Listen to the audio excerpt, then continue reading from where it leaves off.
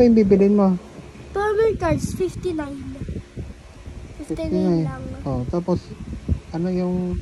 Ibigay kong pera. Ano yung bibigay mo pera? 20.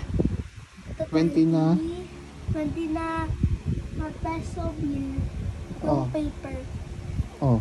10 na? 10 na piso. 10 piso. Na akong tinggalin ba? Oh. Saka? And 20. 20 na? 20 peso. Di pala. Piso. Tapos, piso. Ano? Coins o bill? Coins. Coins. Magiging 50. 50. Tapos bibigay ko ng 10 pesos. Yung 10 pesos ko. Dalawa lang yung 10 pesos ko. Ito, 60. 60.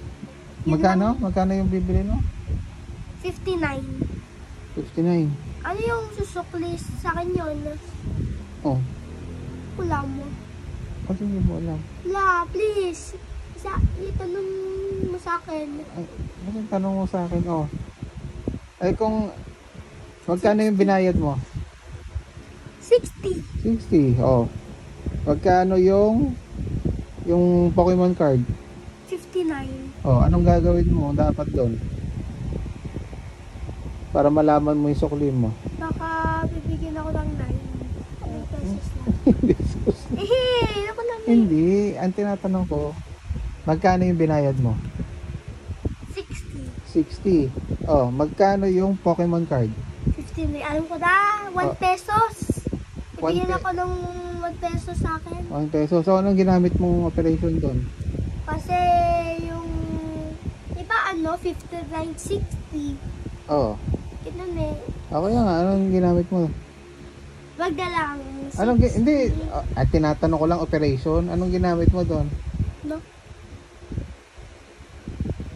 Anong ginamit mo? Subtraction? Addition? Ano? Yung minus. Minus, ano nga yun? Ito pala. Subtraction. Subtraction, ano yun? Ano dapat? Wag na lang. 60 minus? 60. Hindi pala yun.